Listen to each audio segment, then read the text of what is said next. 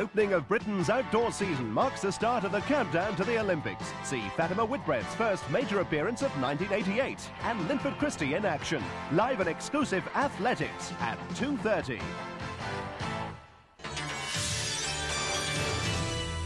Hello.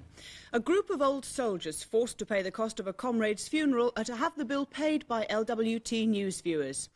Veteran paratroopers from George Reynolds' Ilford 84 Regiment paid for his burial because he died penniless. The DHSS refused to pay as they weren't claiming social security. 7 people from the LWT region are in the running to be Britain's first astronaut. 4 men and 3 women are in an elite group of 10 Britons selected for the first International Space University in Massachusetts. 9 of the students assembled today to be briefed on the exciting and challenging task that faces them. They're part of a team of more than 100 from all over the world. They'll learn about the US space shuttle due for another flight later this year. They'll hear what it takes to walk in space, and of particular interest, how different nations can cooperate on a project like the planned orbiting space station. There's no guarantee any of them will actually go up in space, but clearly that's what they're in it for.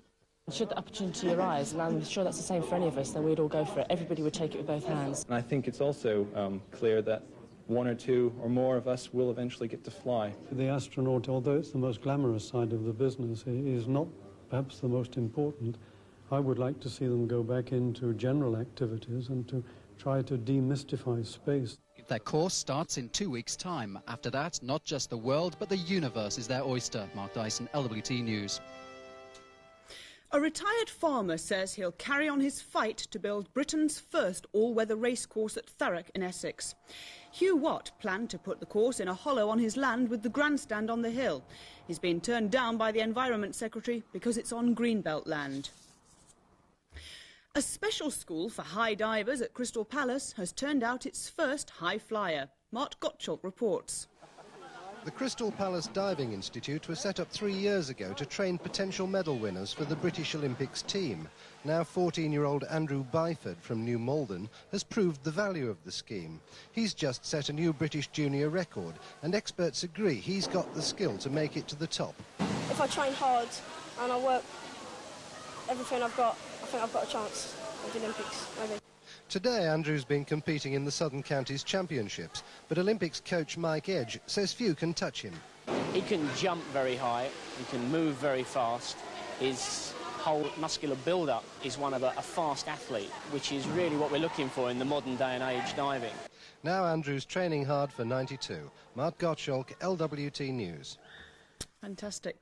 Well, for those of us who've had a wet morning, the afternoon will be brighter. But for eastern areas, the showers are on their way. Temperatures 16 Celsius, 61 Fahrenheit and winds northwesterly. Tonight, fine and dry. We'll see you later.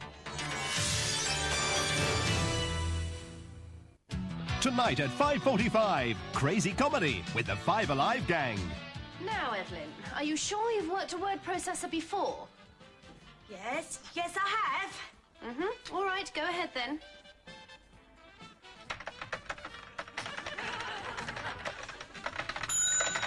Comedy with Five Alive. Tonight at 5:45 on LWT.